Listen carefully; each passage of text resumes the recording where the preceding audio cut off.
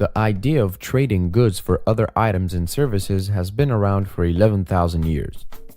Back in those days, they used the bartering system, trading resources they had, like grain and livestock, for what they needed. Over the years, with the evolution of the metallurgic industry, the minting of coins became the norm. The first coins were minted in Turkey by King Alyattes in 600 BC.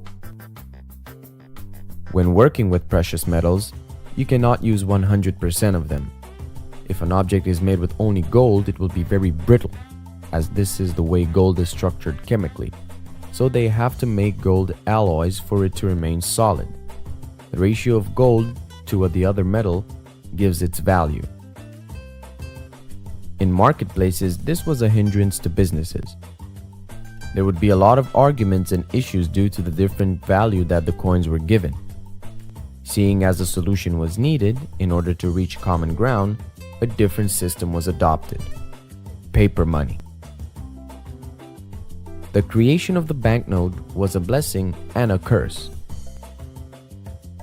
A blessing because everybody had a common currency to work with and soon learn how to set the standards for international exchange, and the curse because all of the power stood in the hands of a centralized entity, a handful of people.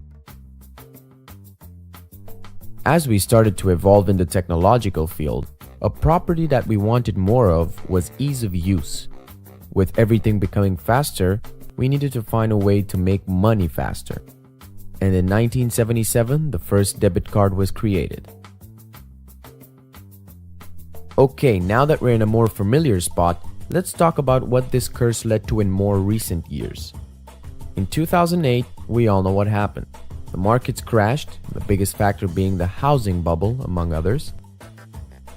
After this dark period, evolution knocked on the door yet another time in the form of Satoshi Nakamoto's great idea: a currency that is not governed by any group of people or entities, a decentralized digital world where everyone has access to simple and fast transactions in the most secure environment.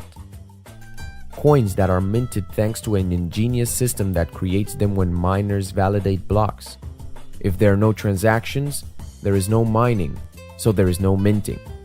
Hence, there are no coins being created out of nothing for nothing, which is a practice that the banks use all the time. This breakthrough solves all the problems of the currently flawed monetary system. And there you have it.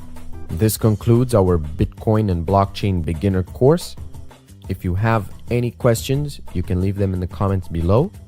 And now you are ready to take that quiz.